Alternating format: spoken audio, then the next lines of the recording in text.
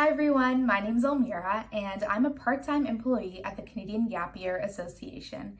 Now I've been with the organization for about 3 years and I didn't always work part-time.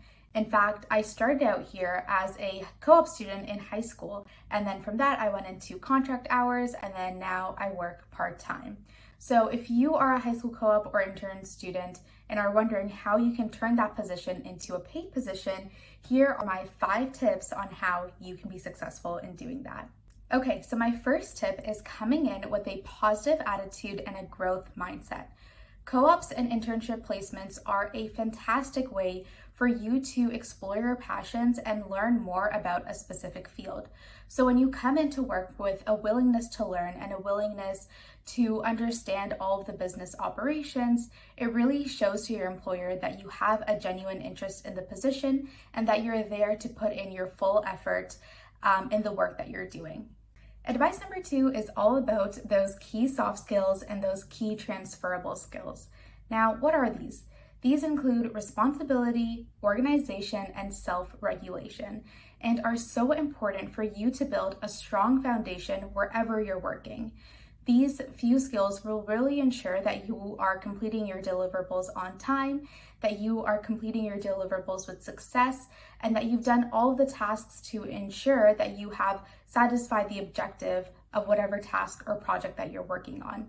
And like I mentioned before, this is going to really help build that strong bond between you and your employer and show that you're genuinely interested and that you're genuinely serious about the role.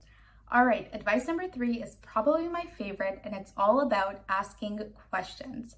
Now, co-op placements are a fantastic way to get hands-on experience, and to help deepen your understanding and broaden your perspective, asking questions is the way to go.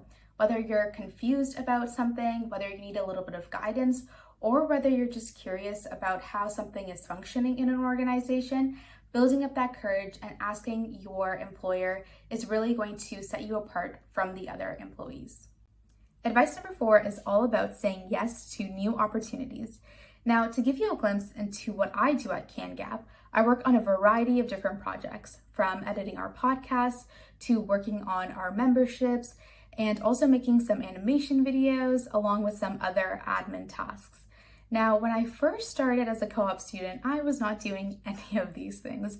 And the only reason I was able to, be able to work on these projects was because I said yes to these opportunities, despite how daunting they were at the beginning.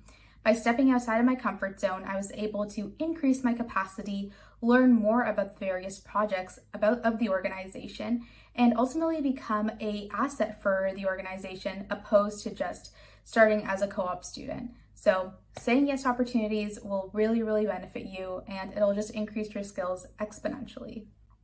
Last but not least, we have tip number 5, and that is having clear communication. Communication is so crucial for you to have a good relationship with your employer. Now, what does this communication look like? It looks like updating about your progress on certain tasks. It looks like asking for feedback and for advice on things that you work on. And it is, most importantly, asking for support and help when things are getting and becoming difficult for you to handle. At the end of the day, people just want to be updated and they want to be in the know of what's going on at the organization. And so in the beginning, it is going to be a little bit difficult, and you are going to have to build up that courage to maintain strong and consistent communication. But once you ace the skill, it's really going to benefit you, and it's going to create a very strong relationship between you and your employer that is going to help you bump up to the next level and ultimately get that paid internship or co-op position. All right, so those were my 5 tips on how you can turn an unpaid co-op position into a paid co-op position. I hope you found them helpful, and I hope that you're able to apply them to your own position and get that paid role. Now, if you're curious on how I was able to land a co-op position back in high school, you're going to have to check out the full podcast episode that I'll leave in the show notes, and you'll sort of get that entire backstory. Other than that, thank you so much for watching, and subscribe so you don't miss out on any future podcast episodes. Bye!